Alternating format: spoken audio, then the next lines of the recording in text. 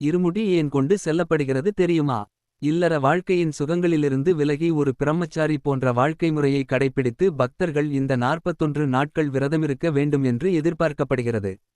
இந்த விரதம் வாழ்நாள் முழுவதற்கும் நன்மையை தொடர்ந்து பிரதிபலிக்கிறது.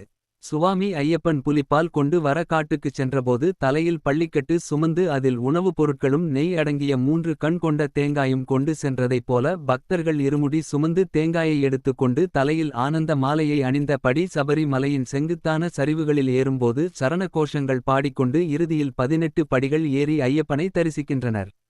தர்மசாஸ்தாவாகிய ஐயப்ப பிரபுவின் தரிசனத்தை காண்பதற்காக ஆண்டுதோறும் கோடிக்கணக்கான மக்கள் ஜாதி மத வேறுபாடின்றி ஆனந்த மாலையை அணிந்து கொண்டு இருமுடியை சுமந்து ஐயப்ப கோஷங்களை சரணங்களை பாடியபடி பம்பை நதியில் குளித்து சபரி மலையை நோக்கி படையெடுக்கின்றனர். இந்த வீடியோ உங்களுக்கு பிடிச்சிருந்தா லைக் பண்ணுங்கள், ஷேர் பண்ணுங்கள், கமெண்ட் பண்ணுங்கள். மறக்காமல் இந்த சேனலை சப்ஸ்கிரைப் பண்ணுங்கள். நன்றி, வணக்கம்.